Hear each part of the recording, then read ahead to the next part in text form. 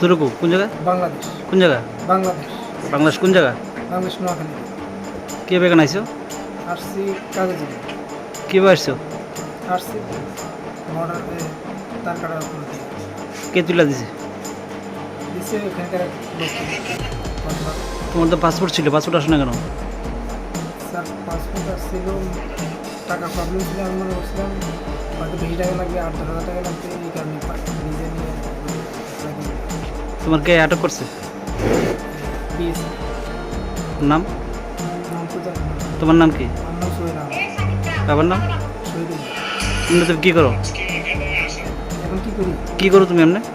এখন কিছুই করতেছি না। বাড়িতে কি করতে? বাংলাদেশ কি করতে?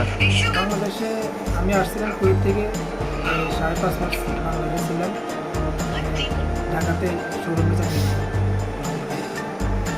কি উদ্দেশ্য থেকে না আসলে তুমি? কাজের উদ্দেশ্যে।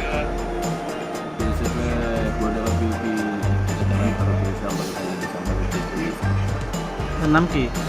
আমার নাম এর নাম? আমার নাম হলো সোহেল আহমেদ, বয়স 32। বাড়ি কোন জায়গা? বাড়ি বাংলাদেশ নোয়াখালী। কীভাবে এখানে আসছিল তারা? এখানে গিয়ে ভাই যে হ্যাঁ তো করতে পারতাম না, এভাবে চলে গেছে কাজে, কাজ করতে করার জন্য। তার কাটা বেড়া ডেঙ্গে আসলো নাকি? হ্যাঁ হ্যাঁ, আমি তো হাত লাগাতে গিয়েছি, ওর সাথে পাসপোর্ট এবং বাংলাদেশ টাকা পাওয়া। এখন কোথায়? থানাতে আছে নাকি? এখন মধুর পিএস আছে।